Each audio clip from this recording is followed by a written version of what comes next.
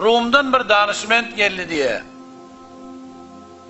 Halifan derbarına vardı diye, gurur bilen aytdı diye, senin ulemaların her kadar uleman bolsa yığına men 3 tane soragym mı hiç kaysına cevap verip bilmerler deyip diye. Ona halife çağırdı diye adamlar ulemaların hemmetçeni. Şu adam Rum'dan geldi, 3 tane sorağı var, şu sorağına siz cevap verýäňiz mi bermeýäňiz mi?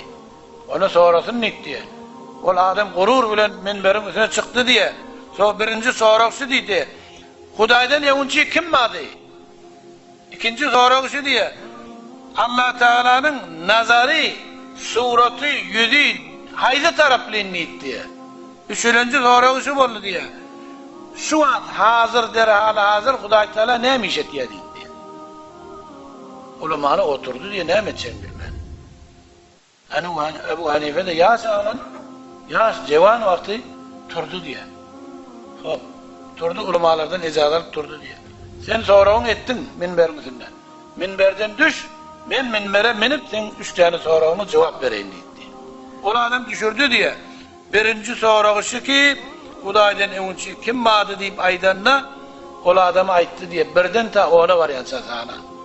1, 2, 3, 4, 5, 6, 7, 8, 9, 10. Onun etekliğine yine sana, yine bire geldi diye. Yine sana var diye. Onun vardı, edep yok diye. San yok diye.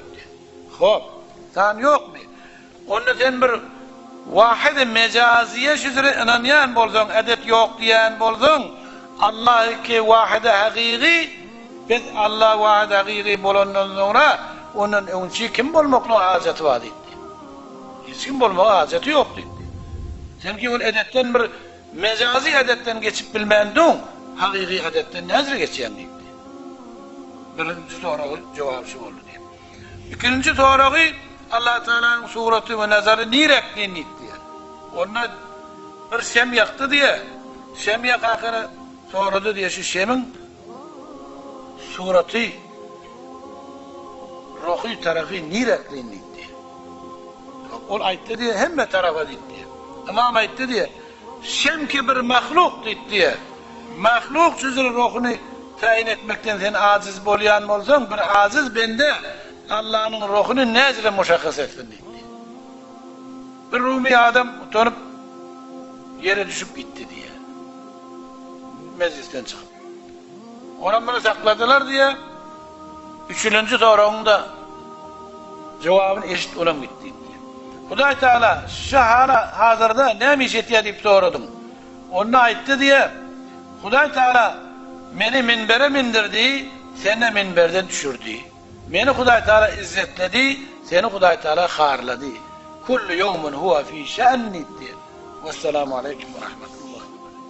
ثم كان علقة فخلق فسوى فجعل منه الزوجين الذكر والأنثى أليس ذلك بقادر على أن يحيي الموتى